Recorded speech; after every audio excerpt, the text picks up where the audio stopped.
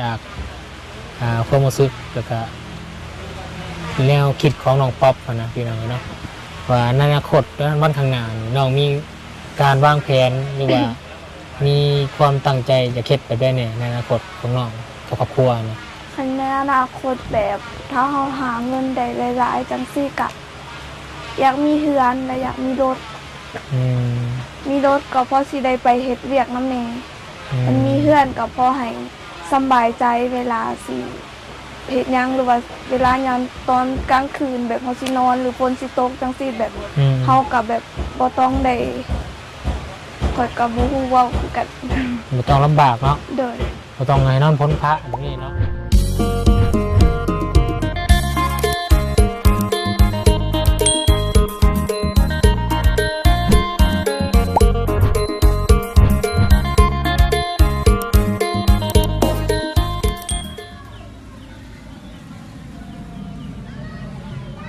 หมู่บ้านน้องป๊อปข้างหน้าแม่นรถบูนจอดอยู่พุ่นข้างรถบูนจอดแม่นเป็นโบสถ์ก็คือบอนที่เพิ่นร่วมในวันอาทิตย์เนาะไปทางด้านพุ่นแม่นเฮือนของนางน้อยเนาะ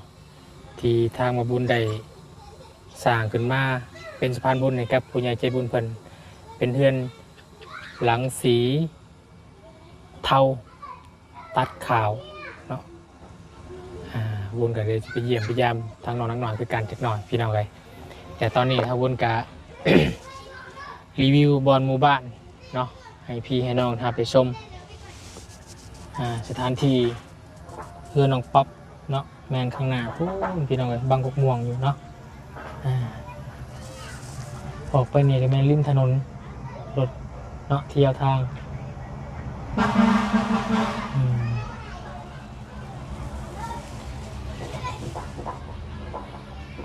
เชิงหมู่บ้านนี่พี่น้องเนาะก็เป็นผมคิดว่าเป็นเจ้าของดินเจ้าเดียวบัดเนาะเชิงเพิ่นให้คนมาอยู่อาศัยเนาะผู้ที่บอลอยู่บนเสาเนาะเป็นกระยายมาอยู่ได้พี่น้องเลย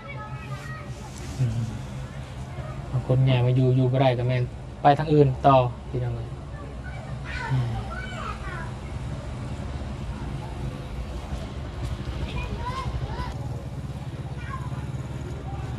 พี่น้องเลยเนาะกราบทักทายสบายดีพ่อแม่พี่น้องเด้อสบายดีหมู่เพื่อนกันเบิดสุขสุคนสบายดีอีกที่ผู้ใหญ่ใจบุญเบิดทุกทานยินดีต้อนรับเข้าสู่ช่อง YouTube ประบุญสารวัตรในยามข่อยคำลงแรงในยามบ่าย4 โมงแรงตอนนี้พี่น้องเลยเนาะเดินทางขึ้นมา200 กว่ากิโลพี่น้องเลยเนาะไปแวะบ้านน้องไส้ถ่ายคลิปนึงแล้วก็กินข้าวก็มาแวะหาน้องป๊อปเนาะคือว่าน้องป๊อปเพิ่นบ่สบายว่าซั่นพี่น้องเลยเนาะโอ้ยเขานำเกลืออยู่หรือว่าทรงสโลมอยู่ว่าซั่นพี่น้องเลยเป็นจังได๋เด้เมื่อยแห้งบ่หรือว่าจังไดเนาะบ่ได้พักบ่ได้ผ่อนเนาะบ่ได้เฮ็ดเวียกเฮ็ดงานแล้วก็ได้พี่น้องเลยเนาะกับอีกอย่างอากาศก็เปลี่ยนแน่เนาะเดี๋ยวร้อนเดี๋ยวฝนตกพี่น้องเลยเนาะเฮ็ดให้น้องเพิ่นก็ร่างกายอ่อนเพลียเฮ็ดให้เมื่อยล้าพี่น้องเลยมื้อนี้ก็มาเยี่ยมยามถามข่าวเบิ่งเนาะที่ไปที่มาแล้วก็ชีวิตประจำวันของน้องป๊อปเพิ่นเนาะในวันข้างหน้าในอนาคตข้างหน้าเนาะที่เป็นจังใดก็ยังบ่ฮู้เนาะหรือว่าความคิดแนวทางที่จะพัฒนาหรือว่าทางด้านครอบครัวของน้องป๊อปเพิ่นนี่เพิ่นมีความคิดจังใดหรือว่าน้องเพิ่นคิดยังอยู่ในตอนนี้วางแผนจังใดในเรื่องอนาคตหรือว่าทางด้านครอบครัวน้องหนูหรือว่าในบอนพักบอนเศร้าของน้องเพิ่นมีแนวทางแบบใดวางแผนไว้แล้วบ่เขาก็สิลองมาถามแล้วก็สัมภาษณ์น้องเพิ่นเนาะ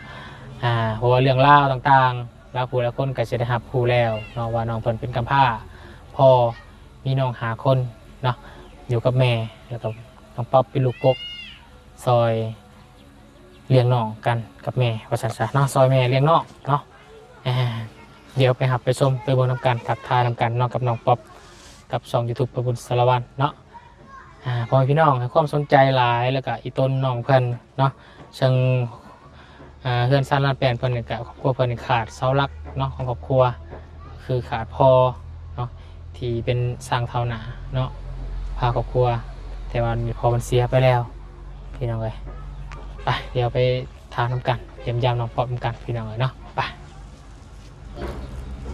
พี่น้องเอ้ยสมอยสิมีอยู่เด้น้องป๊อปเฮาเนี่ยพี่น้องเอ้ยเนาะขึ้นไปเยี่ยมไปย่ามเมื่อก่อนยังตีจือหน้าจำตากันได้อยู่บ่พี่น้องเอ้ยจะว่าอิดเมื่อยใส่น้ำเกลือลืมหัวหน้าลืมหัวตากันหมดจักนี่พี่น้องเอ้ยเนาะโอ้สบายดีมาติไกลหัวยังยกมือไหวตัวนี่เนาะว้าโธ่ห่วยบุลมบอลฮะบ่สบายดีอีกรอบหนึ่งเด้อสบายดีน้องป๊อปขอฟังเสียงหน่อยพี่น้องเสียงคือวัดเหือวัดแห้งแล้วป่าดิพี่น้องเลยเป็นจังไงเดี๋ยวสบายดีเอาซื้อขอบใจหลายๆเด้อปีกหมูแล้วก็สปอนเซอร์โดยเพิ่มขอบใจทางเบายังลืมซื้อกันแล้วพี่น้องเลยฮะลืมซื้อเด้อบาบุญซื้อบาบุญสารวัตรขอบคุณขอบใจทางบาบุญสารวัตรเด้อขอให้อยู่ดีมีแฮงขอให้จับยังเห็ดยังก็ขอให้เป็นเงินเป็นทองเลยความเจ็บอย่ามีเด้อเลยสาธุบอกค่อยเป็นแน่บ่เป็นยังตามสบายโลดเนาะพี่น้องเนาะบ่เป็นยังให้น้องบ่ต้องเก่งกับบ่ต้องอายเนาะเฮ็ดเป็นตัวเป็นเกาะตัวเองโลดเด้อบางเทื่อน้องบางเทื่อก็อาจจะยังเก่งอยู่เนาะตื่นเต้นมันบ่เต้นนี่เศร้าตื่นเต้นแล้วบ่เศร้าแล้วเพราะว่าแบบเขากะมาหาแบบดูในนั้นจักดูบ่ดูจนขาดน้ำเกลือเนาะบ่ดอกเพราะว่าเป็นไอ้น้ำนี่แล้วก็เมื่อยจะว่าติดงานบุญไปจากเมื่อไหร่บุญมาหาเจ้าเมื่อนั้นไอ้แห้งได้บ่แม่นค่อยกะไอ้คือกันแต่ตอนนี้บุญใกล้แน่แล้วพี่น้องเลยเนาะกับเมื่อซื้อยาเมื่อกินแล้วก็ใกล้แน่ทางเบาเสียงพาไปหาหมอบ่โดยเห็นในคลิปเบาเสียงตกใจเบิดบุญเสร็จหาน้องเพิ่นตั้งแต่เช้าเพิ่นละพี่น้องว่าสิขึ้นมาหาเด้อน้องเพิ่นว่าน้องเพิ่นพักเวียกมื้อนี้เพิ่นว่าสิเข้าน้ำเกลือว่าซั่นแม่นอลีพี่น้องเห็นทางเบาเสียงพาไปโอ้ยขอบใจทางเบาเสียงอะไรทางหมอจัดยาให้บ่นี่พี่น้องเอ้ยนี่เห็นว่าแบบสิบ่ได้เข้าน้ำเกลือเนาะนี่เป็นยาต้านเชื้อเนาะยาดีไอไปกวดทั้งทันหมอเพิ่นว่าได้แน่โมโหเขาบ่ได้บอกอย่างเขาบอกว่าแบบว่ารู้สึกเราถามว่ารู้สึกว่าแนวใดเขาก็บอกรู้สึกว่าแบบบ่มีแห้งมันเมื่อยหมดกระดมกระโต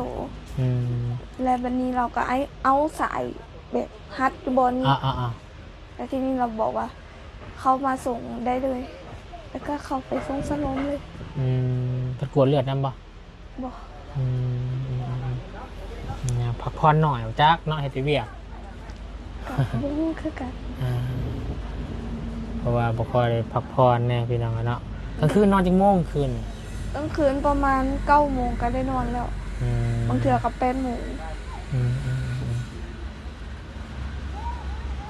นอนไวแน่ตื่นได้บัดตื่น5 โมงกาย5 โมงตื่นเลย30ตื่นไวแท้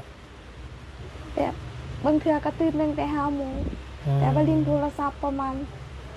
30ก็เลยออกแบบล้างถ้วยล้างบ้วงทั้งสิ้นตักน้ำแล้วก็ล้างหน้าล้างตาไปเฮ็ดเวียกตักน้ำนี่ตักน้ำอยู่ไสน้ำเป็นน้ำใดน้ำมาด้านน้ำใดแต่ตักน้อยเพื่อนไปซ่านนี่แล้วก็มีน้ำมีในยังลอยจังไปเฮ็ดเวียกบัดนี้เนาะ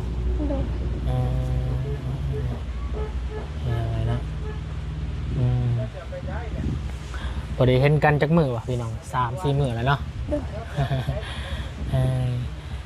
เป็นยังไงเนาะทางทีมงานเขามาบ่ขาดซ้าย โดยเขา เป็นยังเป็นยังไงความรู้สึก ดีใจน้ำเนย ผมคิดว่าเพิ่นสิเข้ามาแบบไลฟ์แบบนี้เนาะยังบ่ได้ครบได้นี่ยังบ่ได้ครบได้ทีมงานเขายังมีอีกอยู่สิเข้ามาหาเจ้านี่คือว่าจำชื่อไผได้แน่นี่มาหานี่ จำได้หลายคนอยู่เบาตูน อ่า เบาเสียง อ่า เบาเบา บ่าวยัง เรียนสื่อแล้วบ่จัก บ่าวลี่ เบาลี อ่า แล้วก็เบาตูนเบาแล้วเนาะ ตูน เคยเบาเคยลาบ่ บ่าวเพิ่งเคยล่ะ โดยเบาเพิ่นเขาแหละเคยลา บ่าวล่าสตูดิโอ โดย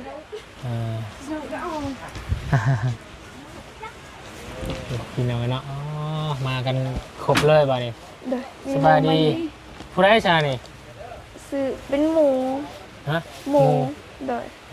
น้องยังเกาะ น้องเลี้ยง น้องเลี้ยงอ๋อน้องเลี้ยงอยู่ตวหนาเพื่อนน้องน้อยอะบ่เห็นบ่ต้องขังเพื่อนน้องน้อยเนาะอ๋อนี่น้องเนาะเห็นทางบอดี้ไปถ่ายว่านนี่เนาะ เพราะว่าเห็นน้องเพิ่นจะโดนแล้วน้องเพิ่นกันพี่น้องตั้งแต่บนสมัยเฮ็ดเพื่อนให้น้องนังน้อยที่เพิ่นมีพ่อแม่พิการขาเนาะพอแม่พิการตาพอพิการขาเนาะเฮ็ดเป็นสะพานบุญให้พี่ซาเล้งเพิ่นพี่น้องฝนเริ่มตกอ่ะเนาะ โดย มันบ่ได้พาเข้ามาบ่ได้น้องนี่ บ่ฮู้คือกันถ้าลมพัด เพราะว่าบ่เรือเนาะ จังซี่มันก็ เรียบร้อยเนาะเปียก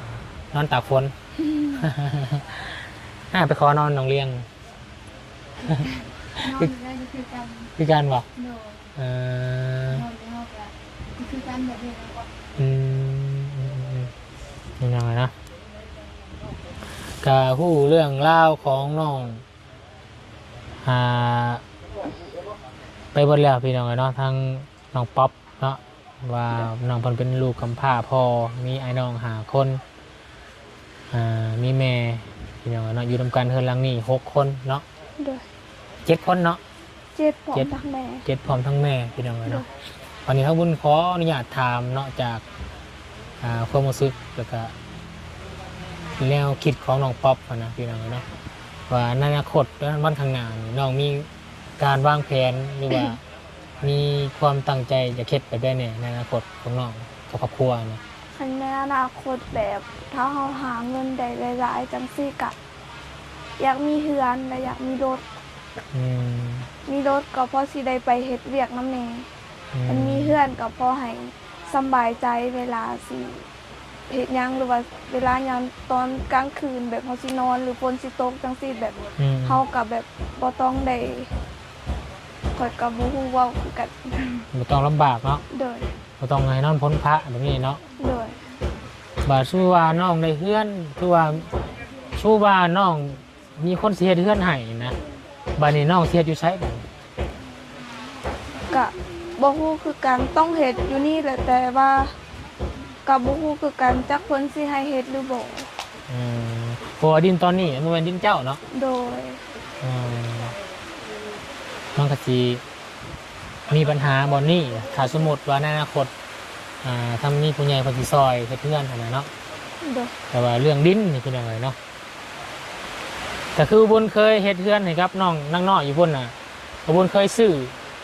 น้องจะคลองเพื่อนบนตะหนานี่เนาะ โดย อันนี้แม่นดินเดียวกันของเพิ่นปะ ดินเดียวกันหมด แม่นเบิดในหมู่บ้านนี่เป็นดินลาวเบิดเนาะ โดย แล้วเพิ่นมาให้อยู่นี่เพิ่นให้อยู่แบบให้อยู่ละล่าแบบว่าเพิ่นอีต้นนี่บ่ โดย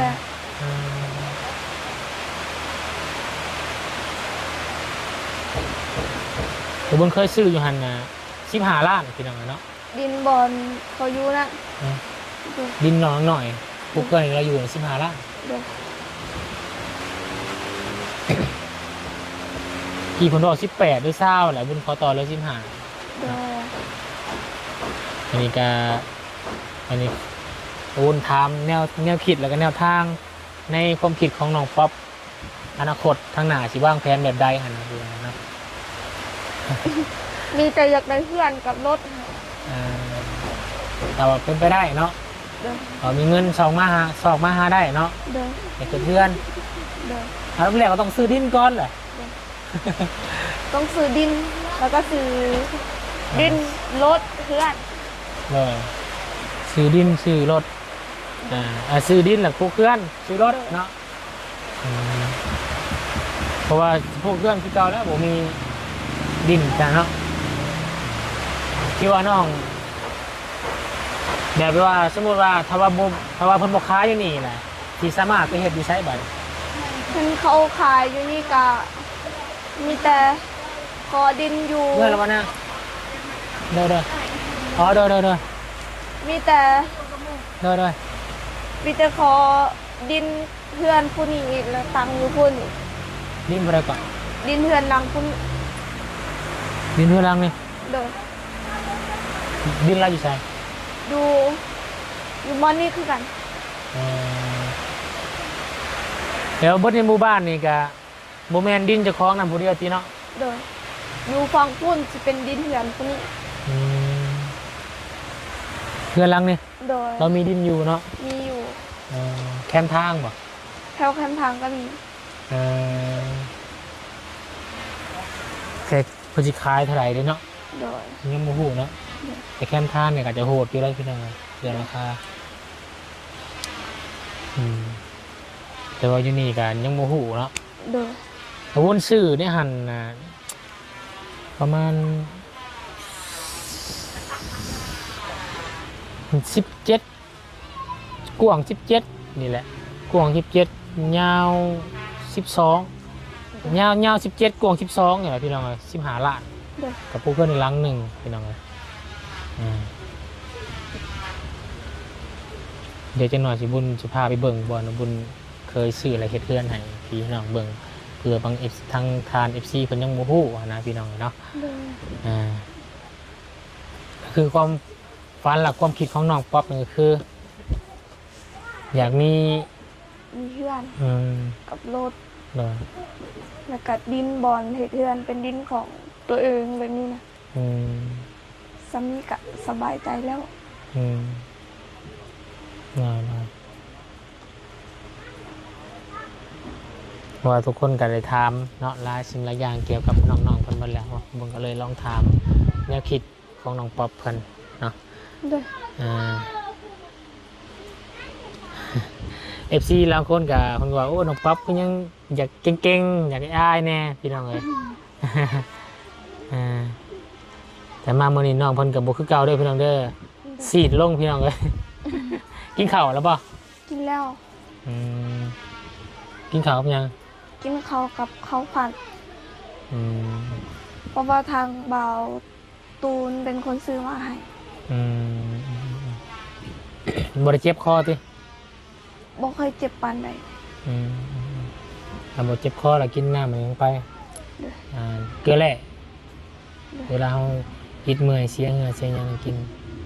โดย นี่แหละพี่น้องเนาะก็ เป็นเรื่องปกติ ของทีมงานมาแล้วก็บ่ค่อยมีเวลาพักผ่อนได้บาดนี้ทีมงานมันมีหลายคนมาสัมภาษณ์ ก็ม่วนอยู่ ม่วนบ่ เด้อ บ่แม่นเมื่อยติ บ่เมื่อย เดี๋ยวเช้าจนฮอดค่ำบ่ได้ เด้อก็ม่วนคือเก่า แบบน้องนี่เป็นคนแบบขี้เหงาบ่อยู่เงียบแบบมักอยู่เงียบคนเดียวบ่ อยู่คนเดียวตลอด อืม หมู่ก็บ่ค่อยมาหากะ2 มื้อนี่แหละหมู่มาลินนำ 2-3 มื้อแต่ปกติหันบ่ค่อยได้ลินนำกัน เพราะว่าเฮาไปเฮ็ดเวียกเมื่อจากเวียกแล้วก็ค่ำแน่นอนนึงอาบน้ำแล้วก็เข้าไปนอนบ่ได้นอนบ่อนนี้ก็นอนน้ำยานอนบ่อนนี้ก็ถือว่า กินข้าวแล้วก็นอนบ่อนนี้เลย โดย จนหอดมืออื่นแล้วก็ล้างหน้าล้างตาก็ไปเฮ็ดเวียกคือเก่าคือกับมือวันอาทิตย์ก็คือกันบ่แล้วแต่ร่วมกะอยู่บ่อนนี้คือเก่า โดย บ่ได้ค่อยออกไปใส่ โดย เนาะครับ สบายดี เอ้าแม่บ่นี่ โดย สบายดีสบายดี อัปปะดิ โดยแล้วเจ้าสบายดีสบายดีพี่น้องเอ้ย ดีเด้อ แล้วยับเข้าไปใกล้ๆรถแม่ อัปปะดิ ถามเบิ่งลูกเต้าเป็นนี่ไดหากมาแต่หากินเราก็บ่จักหยัง บ่มื้อแต่หาแต่กินแต่หยังนั้นแล้วเนาะ กินลูกเจ็บลูกไข่กันก็แล้วเนาะ อัปปะดิ ขอเฮาก็เห็นแม่เราได้ โทรศัพท์มึง ตัวน้องนั่นมานี่บ่ได้ขึ้นมานี่บ่ ขึ้นมานี่ล่ะ ขึ้นมาแล้ว มาแล้วลงไปแล้ว เด้อ เนาะ ร้าย อันนี้เด้อเดี๋ยวเชิญไอเพิ่งเป็นคนจ่ายค่ะยายขอบใจไอเลย ใจได้เลยก็ เด้อเป็นจังได๋ร่างกายโอเคขึ้นแล้วบ่ เดี๋ยวรู้สึกว่ามีแห้งนิดนึง เราเหลืองเลย เรื่องเนาะ เปีย คนบ่ได้จืดแต่เก่าเนาะ แต่น้ำมันนี่แห้งๆเนาะ นั่นละ เบิดพอดีแล้วบ่น้ำยาน้ำเกลือ เบิดแล้วพอดีทั้งเบาตูนเป็นคนปลดแห้ง โอ้ตูนเป็นแพทย์ได้บ่อาสาถอดเข็มให้ อายุสะเนาะ เด้อ ซอยกันพี่น้องไปมีความสามารถด้านไหนก็ซอยกันได้เป็นเองกัน งั้นทั้งแม่ไปหากินยังมาไปหายังมากิน ชวนมาเห็ดชวนมาอึ คิดว่าแม่ไปหาเราไหมเห็นว่ามาเศร้าวันนี้คอยได้ไปหา ดูนั่น แม่ลูกเนาะคล้ายกันอยู่บ่แต่ว่า คือ คล้ายกันอยู่เนาะ แม่ผู้นี้นี่ตานี่สิคือพ่อนี่เนาะงั้นบ่พ่อเราตาใหญ่บ่ นั่นแหละ ช่วงปากนี่สิคือแม่นี่ งั้นบ่ มันลิ้นได้ฮะ ฮะ เลีย ถามเอาดินี่นะ เออเออ ดีมาเจาะถามกันอย่างนี้ เนาะ เป็นภาษาเราว่าจริงนะครับมีในสารเนาะนั่งหน่อยในแพทย์ฉันตรงนี้ เป็นน้อง เนาะ เป็นน้อง น้องจะบ่ เด้อ น้องแท้ๆนี่ เด้อ เอ้าสบายดิลูกไอ้กินน้ำไก่เฮ็ดให้เข้าไปได้ไป คุณนี่บอกที่ว่าอายุ13 ปีนะ เป็นบ่ นี่ ยังบ่หอดจริงเลยได้ไป13แหละ ท 13 ปี 13 ปี เด้อ วันนี้ยังขาดอีกจะพุทธ ยังอีกประมาณ4 คน ไปลิ้นบ่4 คนน่ะ โดยไปเรียน ตัวยังอีก4เนาะ โดย ผู้ชาย ผู้ชาย3 ผู้ชาย ผู้ห สาม ญิงอีก1 คน หนึ่ง หนึ่งว่าเราเป็นบ้านใกล้เคียงบ่แม่นเนาะ ชื่อหยังล่ะน้องสี โด ำน้ ย องซี่ น้องสียังเฮียนอยู่บ่ โดย เฮียนปอใดล่ะป3ในตาเรากับดวงตาเราคือเอื้อยเนาะ โตเนาะ ตัว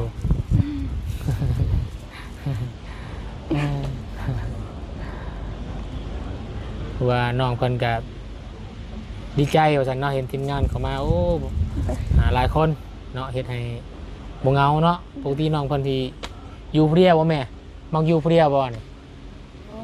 มักเล่นผู้เดียวเนาะงูเล่นน้ำ จังได๋ก็นี่แหละพี่น้องเอ้ยเบิ่งนํกันเนาะเอาเสียงเนาะ นี่แหละการเดินชาลานแปลนน้องเพื่อนพี่น้องเลยแต่ว่า สังกะสีนี่เอื้อนเก่าได้นี่เป็นบ่ล่ะ โดย เป็นผู้สภาพเพื่อนเก่าเราเบื้องต้นนั้นกับผู้ก็ได้แล้วป่ะกระตูบตอนนั้นเดีย มันก็ข้าง เนี่ยแม่นละเพื่อนเก่าเราไปแล้วแต่ว่าเรามากแล้ว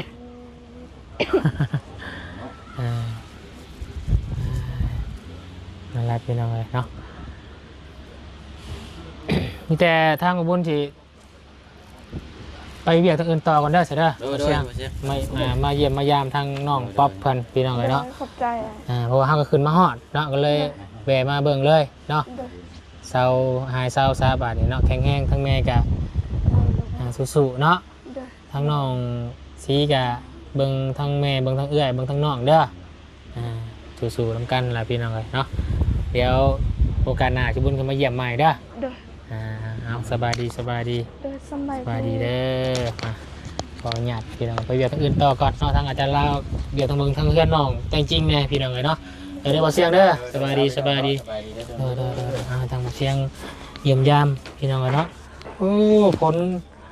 กระหน่ำวันไหวพี่น้องเลยจักมื้อใดสิ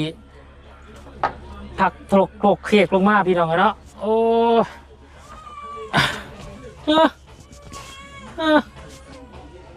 เสียงนิดหน่อยหายมาทางใดเด้บานพี่น้องเลยเนาะเวลาพี่น้องเลยเนาะเพื่อนซานลานแป้นของน้องเพื่อนเนาะแต่ว่าดินนอนต้นหญ้านี่บ่แม่นพี่น้องเลยเนาะสิเป็นของเจ้าเดียวกันที่ว่าทางบุญซื้อให้กับน้องนั่งน้อยเพื่อนพี่น้องเนาะเพิ่นก็สิมีดินกวางควางหลายเติบอยู่พี่น้องเนาะทางอาจารย์ลาวทางเบาลีพี่น้องเลยสบายดีพี่น้องเลยเรียบร้อยแล้วเนาะ มาบ่ ก็ฮอด ไปได้สักหน่อย เลย อยู่ในเทิง ทางบ่อเสียง พูดหรือว่ามาแล้วพา เราพาแม่เราคือเรื่องลูกสาวเพราะว่าแม่มัวแต่หาอยู่หากิน ไปผูกก่อนแล้วจ้ะ ไป ไปผูกก่อนให้ว่าลุยอินบ่จบทายไปได้บ่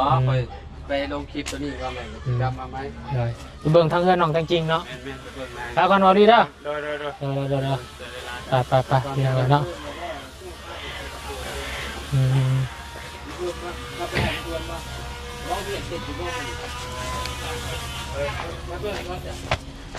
พี่น้องเลยเนาะนี่ก็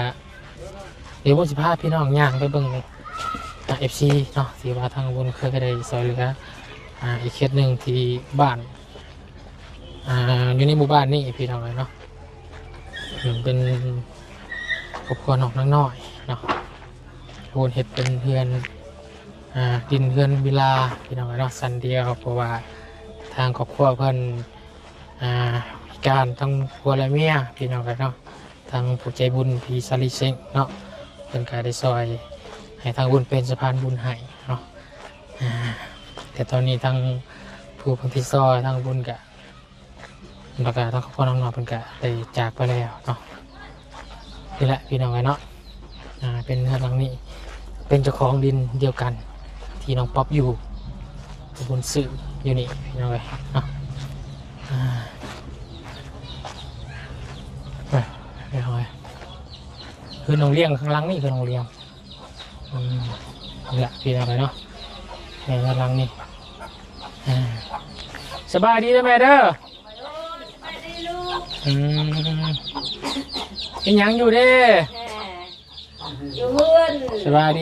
ดีนั่งหน่อยไม่ใช่ล่ะ ดีนั่งเราไปกินดอง ไปกินดอง น้ำปันพลังเอาตัว แกมาเยี่ยมมายามมาเบิ่งทางน้องป๊อปเพิ่นก็เลยแกมาเบิ่งก่อนถ้าก็มาฮอดเอาบุญก็ได้